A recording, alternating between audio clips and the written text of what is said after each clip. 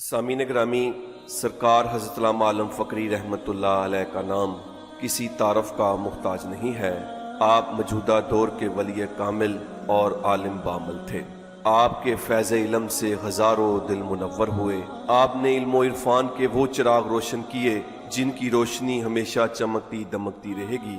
आज मैं आपकी तलीमात में से इत्काफ में कैसे रूहानी असरार हासिल किए जा सकते हैं का मौजू लेकर हाजिर खिदमत हुआ हूँ। सरकार ने फरमाया, मोतकिफ हजरात हवा अल्लाह के खास बंदे हों या आम बंदे हों, हर एक को रूहानी अनायात हासिल होती हैं। जो हजरात पहली या दूसरी मरतबा इत्काफ करें उन्हें अमूमन तौबा की तौफीक मुयस्सर आती है। इत्काफ में उन पर अनवारात तौबा का नज़ूल होता है। वो अपने साबका गुनाहों को याद करके रोते हैं और अल्लाह के हजूर नादिम होते हैं कि उन्होंने गुनाह क्यों किए, उन्होंने उम्र दुनियावी लज्जत में क्यों गुजारी, क्यों ना अल्लाह की इबादत की। चुनाचे अनवारात तौबा के नज़ूल की वजह से मोतकिफ को ताइब होने की तौफीक मिल जाती है और वो ताइब हो जाता है और आइंदा से बुरे काम छोड़ देता है। लेकिन तौबा की मंजिल भी उन्हें हासिल होती है जो हलूस नीयत से ताइब होने की कोशिश करें, वगरना कुछ हासिल नहीं होता है।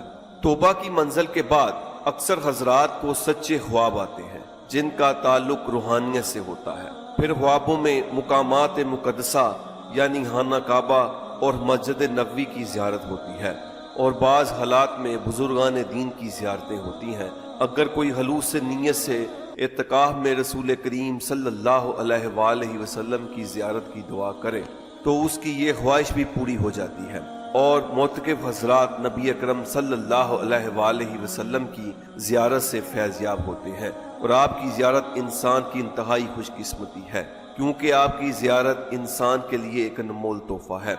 मुकद्दस ज़ियारत के बाद जूं हर साल सालिक इत्काफ की लज्जत के पेश नज़र इत्काफ में बैठना शुरू कर देता है तो चंद सालों के बाद इत्काफ में मुराकबा और इस्तगराक का मुकाम हासिल होता है और इस हालत में रूहानी अलूम के असर और रमूज जाहिर होने लगते हैं और रसूल करीम सल्लल्लाहु अलैहि वसल्लम की हजूरी नसीब होती है।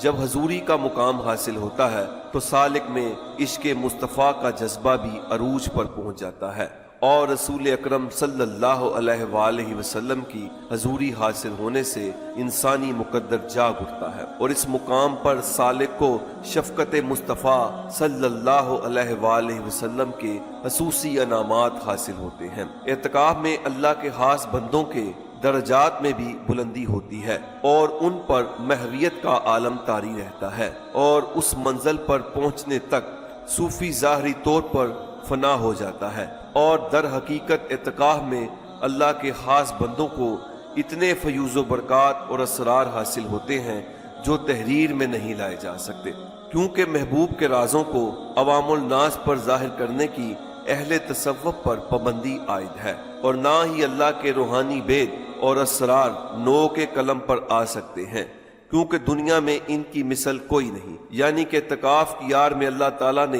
बेशुमार रूहानी फयूज़ बरक़ात छुपा रखे हैं और जिस पर चाहता है जाहिर करता है।